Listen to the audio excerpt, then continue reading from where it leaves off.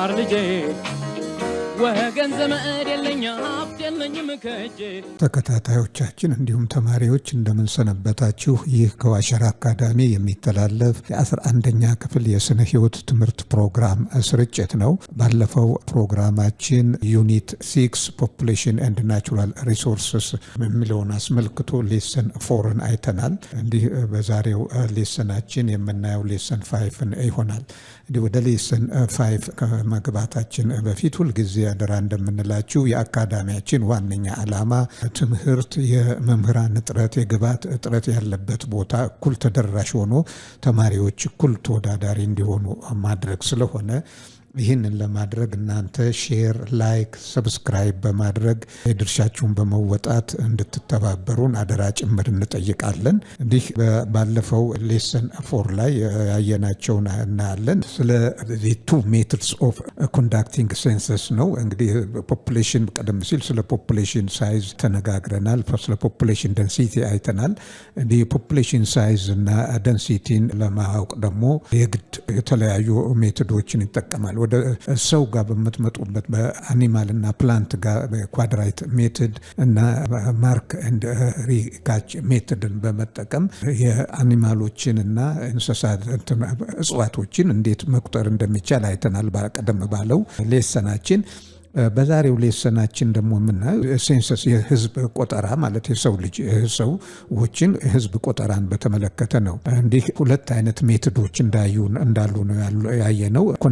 ሴንሰስ ኮንዳክት በምናደርግበት ጊዜ ዲፋክቶ ሜቶድ እና ዲጆር ሜቶድ የተባሉት ሁለቱ ሜቶዶች ናቸው። እንግዲህ ይህንን በሁለቱ መካከል ያሉትን ልዩነት አይተናል። በአንደኛው በተወሰነች ቀን በአንዲት ሌሊት ቆጠራው አጠቃላይ በአገር ደረጃ አዋጅ ታውጆ የሚከናወን ሰዎች ከቤታቸው ሳይወጡ የሚከናወን የቆጠራ አይነት ነው፣ የሴንሰስ አይነት ነው።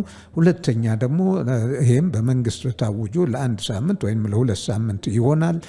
ቤት ለቤት ቆጠራ በማድረግ ዳታዎችን የመሰብሰብ ሜቶድ ነው።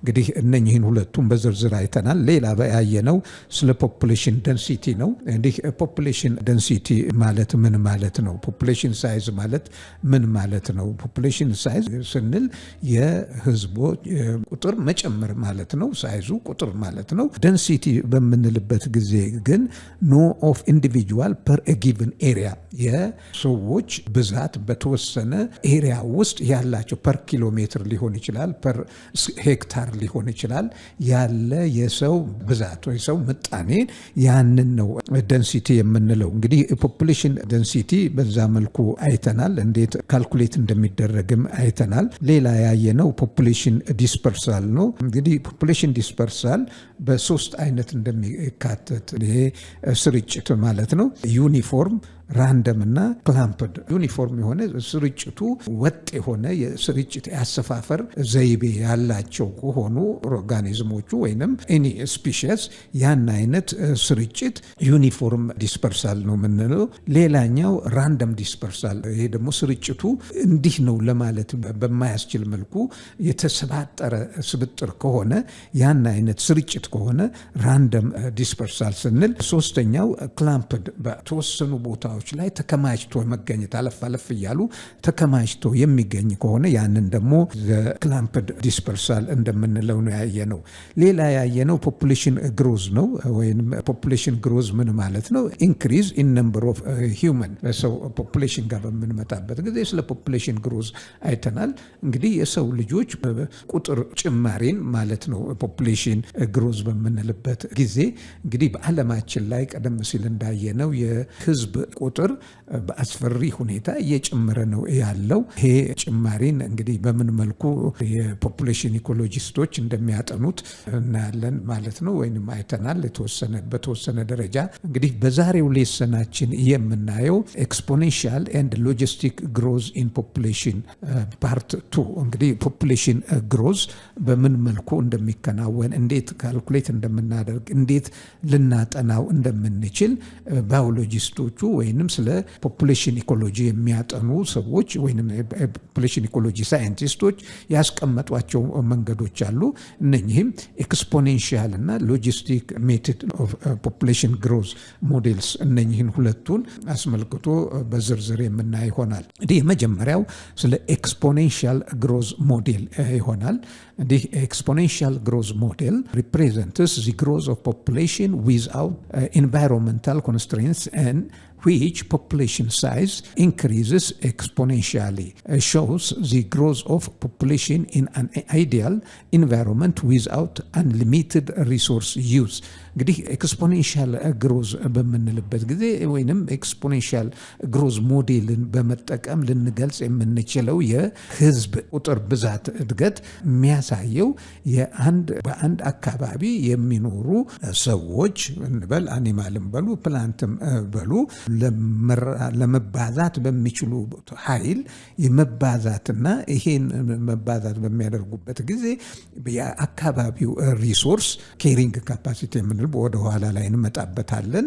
ምንም ችግር በማይፈጥርበት ሁኔታ በከፍተኛ መጠን የሚያሳዩት እድገት ወይንም የፖፑሌሽን ሳይዝ ጭማሪ ነው።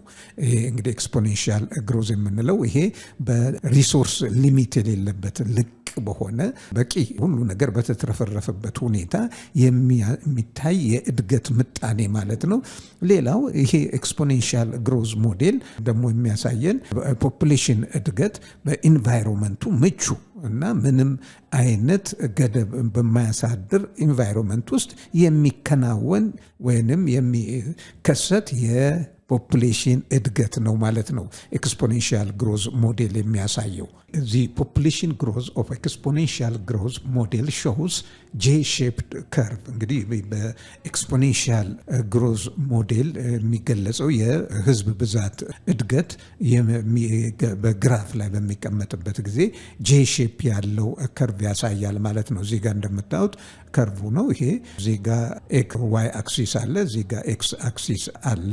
እንግዲህ እድገቱ እንግዲህ እዚህ ጋር ጊዜን ነው የሚያሳየው፣ አመታትን የሚያሳይ ይሆናል ወደዚህ። እዚህ ጋር ደግሞ ቁጥሮችን ነው የሚያሳየው ወደ ላይ እና ይሄንን ሪፕሬዘንት በምናደርግበት ጊዜ ፎርሙላ አለው።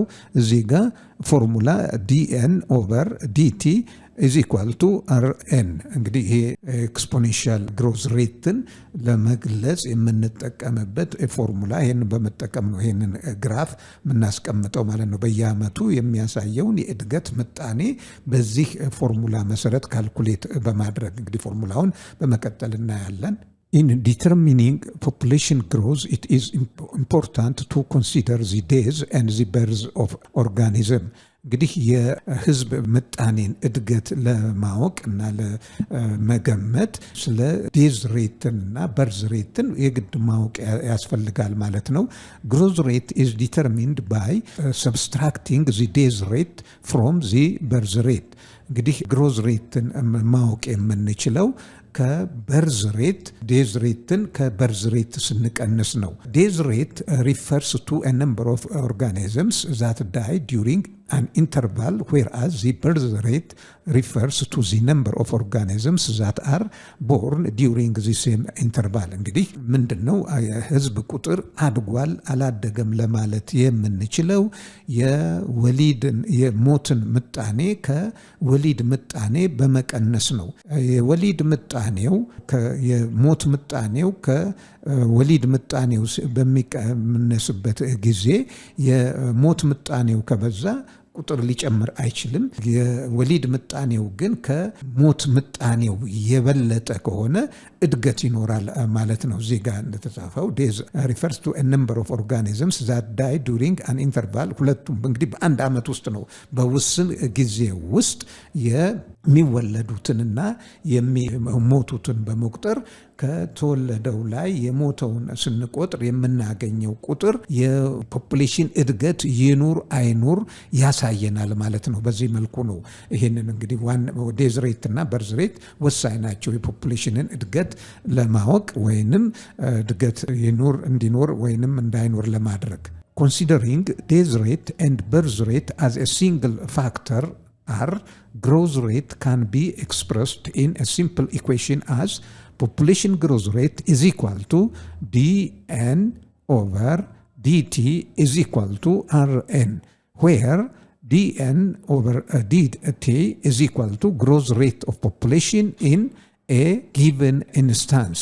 D is equal to change, n is equal to population size, t time r the per capita per individual rate of increase per individual rate of increase ያሳያል ማለት ነው። እዚህ ጋር እንግዲህ እነኚህ ፎርሙላው እዚህ ጋር ተቀምጧል። dn over dt is equal to rn ተብሎ ነው የተቀመጠው። እንግዲህ d ምንን ሪፕሬዘንት ያደርጋል? ቼንጅን ፖፑሌሽን ለውጥ ነው እንግዲህ ቁጥር ለውጥ ያሳያል። ኤን ፖፑሌሽን ሳይዝ አጠቃላይ ሳይዙን የሚያሳይ ነው፣ ቶታል ፖፑሌሽኑን የሚያሳይ ነው።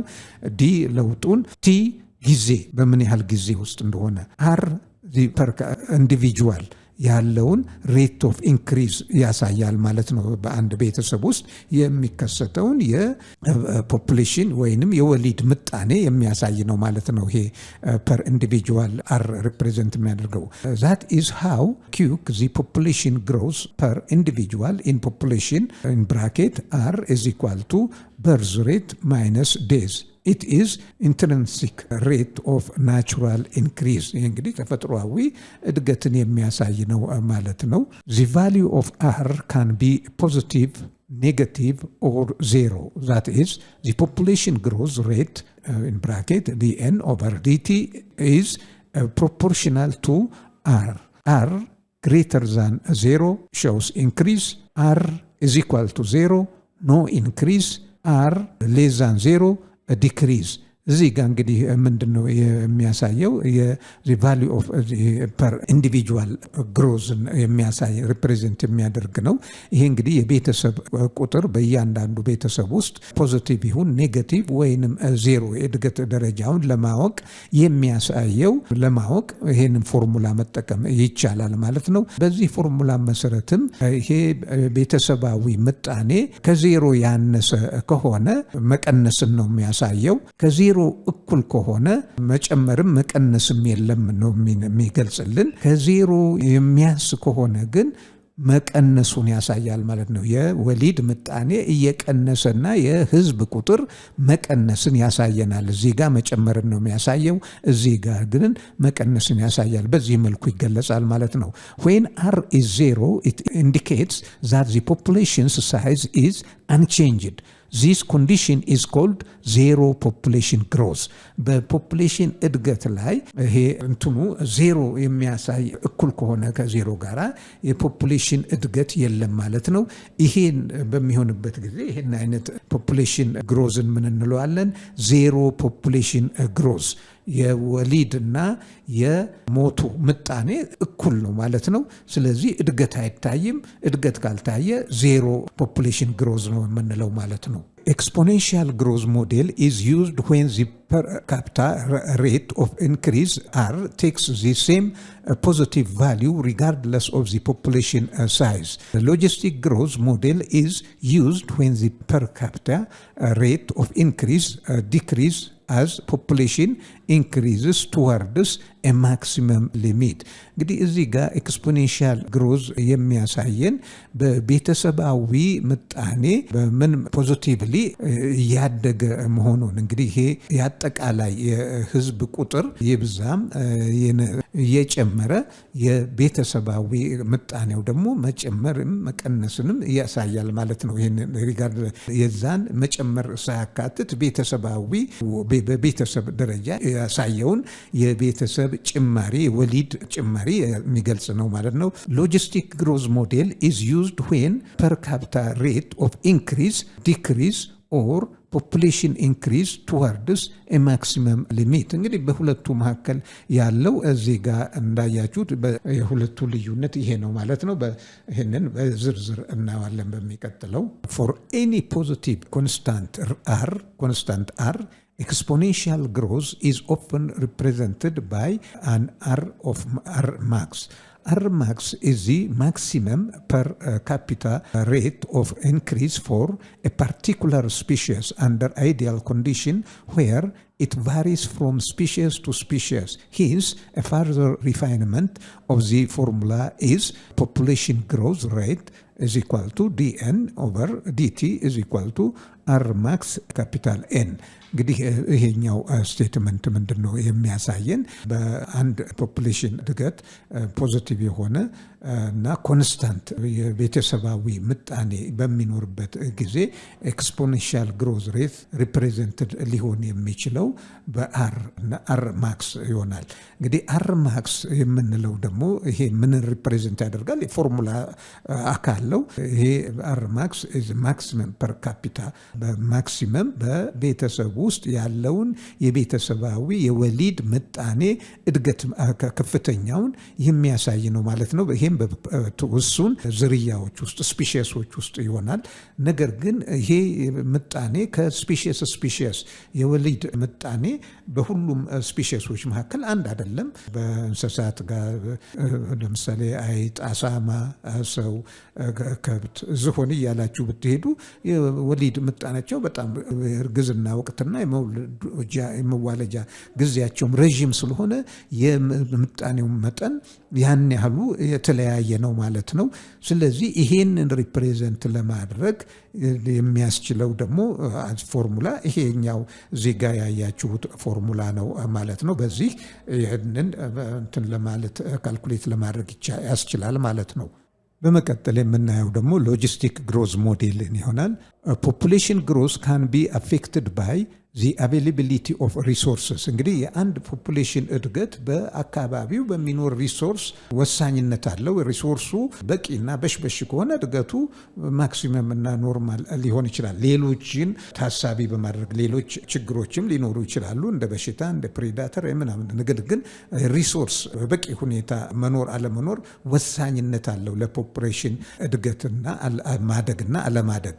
Because of resource limit in nature, it is difficult to sustain exponential growth over a long period of any population. Therefore, exponential growth cannot express this condition. እንግዲህ እዚህ ጋር ምንድነው ይሄ ስቴትመንት የሚነግረን? አንደኛ በፖፑሌሽኖች ለመራባትና ለመባዛት የሚያስፈልጋቸው ሪሶርሶች አሉ። እነኛ ሪሶርሶች በሚኖሩበት ጊዜ እንደ ልብ ማክሲመም የመራባት ሁኔታ ሊያሳዩ ይችላሉ። ግን በተፈጥሮ በምናይበት ጊዜ ይሄ ሪሶርስ እንደዛ እንደሚገመተው ለሁሉ በቂ በሆነ ሁኔታ አይገኝም፣ እጥረት ይከሰታል። ከዛም በተጨማሪ የተለያዩ ተፈጥሯዊ ችግሮች ሊከሰቱ ይችላሉና እነኚህ ወሳኝነት አላቸውና በእነኚህ የተነሳ የፖፑሌሽን እድገት በኤክስፖኔንሻል ግሮዙን ይዞ ሊቀጥል አይችልም። ስለዚህ ይሄንን ኤክስፖኔንሻል ግሮዝ በዚህ መገለጥ ካልቻለ ሌላ አማራጭ መኖር አለበት ማለት ነው። የፖፑሌሽን ግሮዝ መግለጽ የምንችልበት እንግዲህ ለዚህ ነው ይሄ ፖፑሌሽን ኢኮሎጂስቶች ሎጂስቲክ ግሮዝን ሞዴል ዴቨሎፕ ያደረጉት ማለት ነው። Accordingly, to express the reality of a limited resource, population ecology is developed by logistic growth model. In logistic growth model, the population growth level of from exponential growth, resulting in S-shaped curve graph model of population growth instead of J-shaped curved growth rate. እንግዲህ ይሄ የተፈጥሮ ሪሶርስ ወሳኝነት ስላለው በፖፑሌሽን እድገት ላይ ያንን ተንተርሶ ኢኮሎጂስቶች ሎጂስቲክ ግሮዝ ሞዴልን ዴቨሎፕ አደረጉ ነው የሚለው የስቴትመንት። እና በዚህ በሎጂስቲክ ግሮዝ ሞዴል ውስጥ ደግሞ ፖፑሌሽን ግሮዝ ሌቨል ኦፍ ፍሮም ኤክስፖኔንሻል ግሮዝ ይቆማል ማለት ነው፣ ወይንም አይሰራም ማለት ነው። ሪዛልቲንግ ኢን ኤስ ሼፕድ ከርቭ ግራፍ፣ በአንጻሩ በኤስ ሼፕ ከርቭ ግራፍ ላይ ፕሎት የሚደረግ አይነት የፖፑሌሽን እድገት ነው ሊከሰት የሚችለው። ይሄንን ሪፕሬዘንት አድርገዋል። ያም በመሆኑ ይሄንን ጄ ሼፕድ ከርቭ ግሮዝን በዛ እንዲቀየር አድርገዋል ማለት ነው።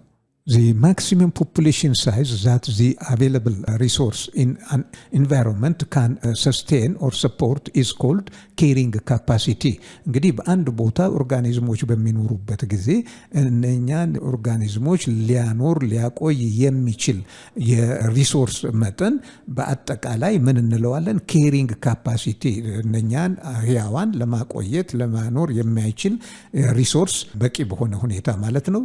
ያን ኬሪንግ ካፓሲቲ capacity እንለዋለን።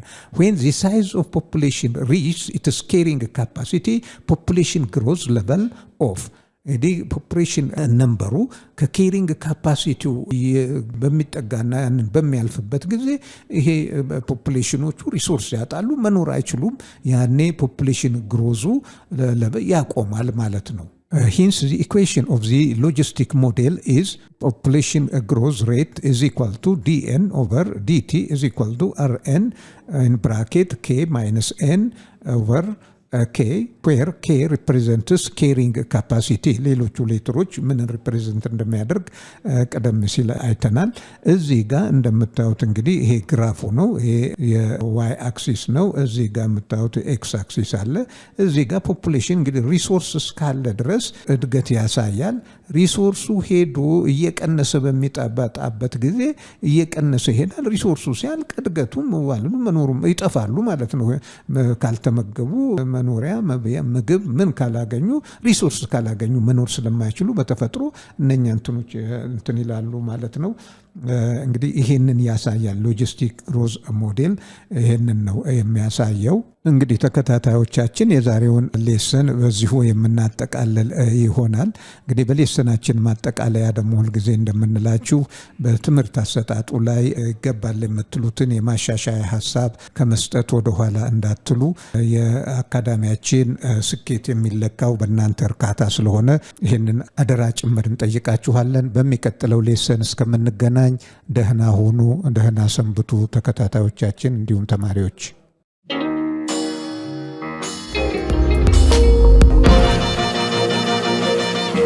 ፀሐይ ነው ላልተማረ ሰው ግን